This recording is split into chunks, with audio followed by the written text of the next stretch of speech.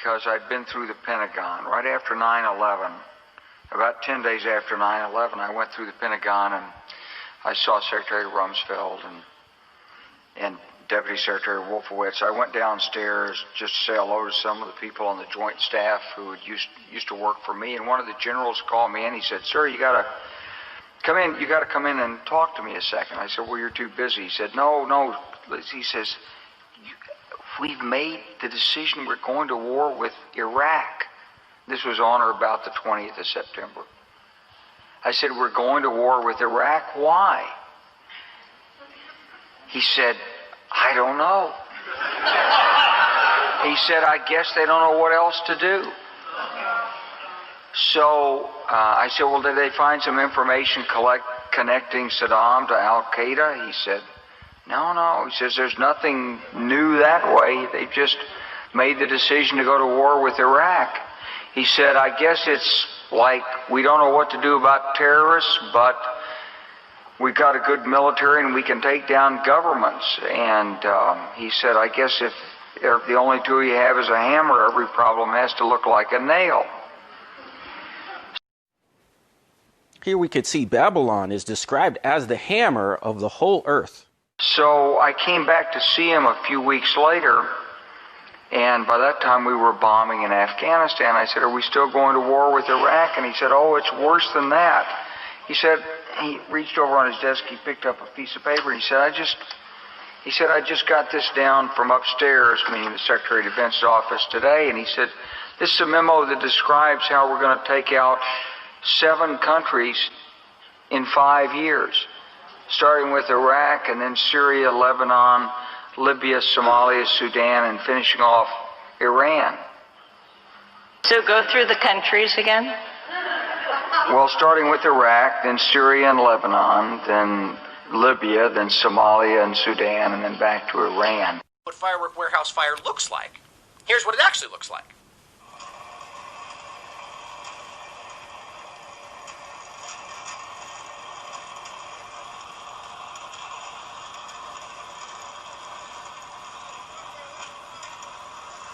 Jump ahead a little bit. Here, right there. The point is, you'll notice there's not some mass. It continues. There's.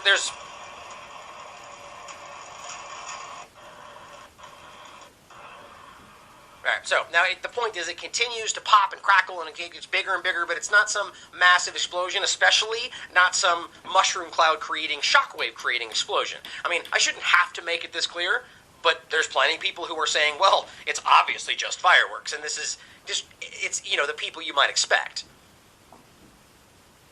Yeah, that's the one. This is the one with the crazy shockwave, and this is just crazy. Look, there's no way that this could be anything.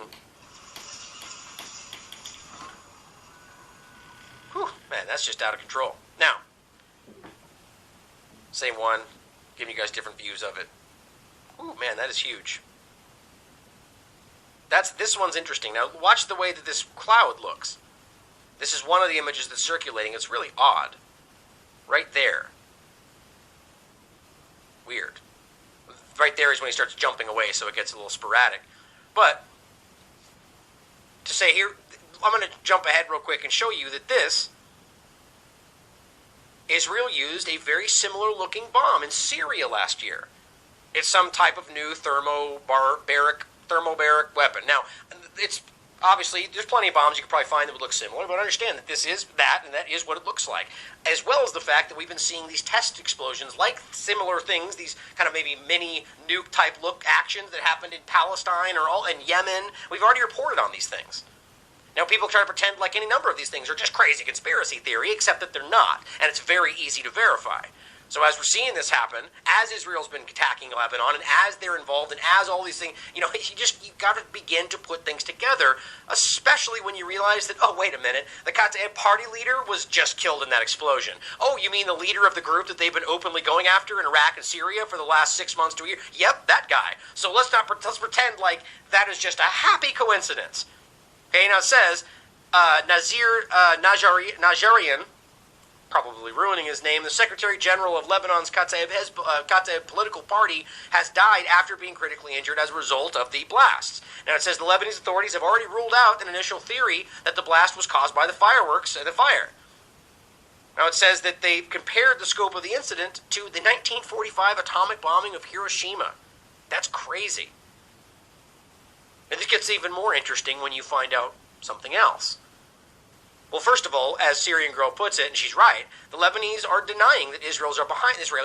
Now we're talking about the leadership, right? And this is exactly what I would think in the same case. It's also why you see things that happen like this in, let's say, Syria, where instead of absolutely calling them out, or even Russia more specifically, they play it as if it's not as definitive, because if you say they did it and we know it, well, then your people want you to respond, and it's not politically good for them in that moment. About who's done this yet, but Israeli jets have been hovering these skies for the last 2 months now, according to one journalist in Beirut. Now, as Whitney pointed out, this is one I kind of skipped over a moment ago, if you think this explosion was caused by grain dust or fireworks, for some fireworks, right? Well, this gets even more interesting when you find out, oh, wait a minute. Oh, you mean that the Israeli Defense Forces had acknowledged that exact location as somewhere where Iran was doing things? Weird. Let's pretend like that doesn't mean anything. Here's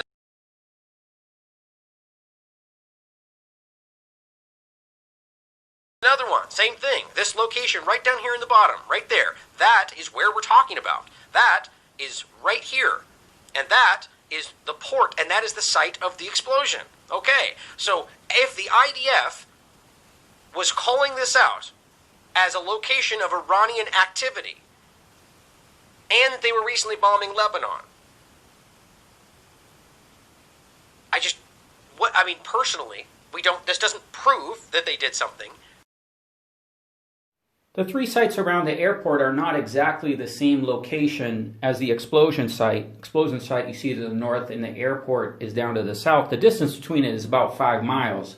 But we can see threats being made to Lebanon and specifically to Beirut. In Lebanon, Iran is directing Hezbollah to build secret sites to convert inaccurate projectiles into precision-guided missiles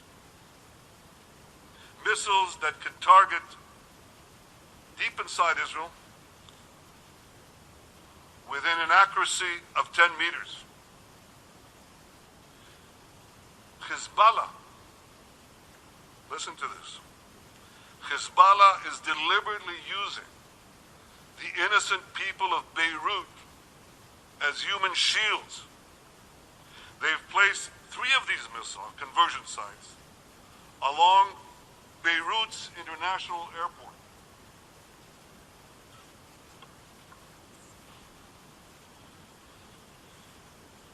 Here's a picture that's worth 1,000 missiles. Here's Beirut's international airport. Here's the first missile site. It's in the Uzai neighborhood, on the water's edge, a few blocks away from the runway. Here's the second site. It's underneath a soccer stadium. That's the soccer stadium. 2 blocks away.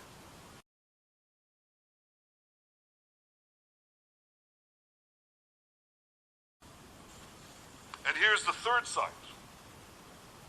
It's adjacent to the airport itself, right next to it. So I have a message for Hezbollah today. Israel also knows what you're doing. Israel knows where you're doing it. And Israel will not let you get away with it.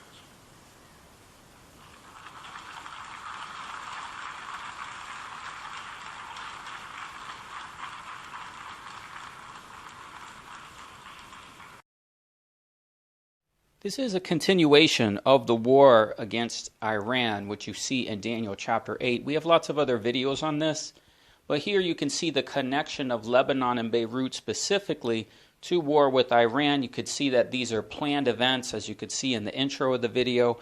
So guys, if you're unfamiliar with these prophecies, they're in Zechariah chapter 9, Zechariah chapter 11. So go watch the other video on war against Iran. There'll be links in the description field to the other videos where we talked about Daniel chapter 8.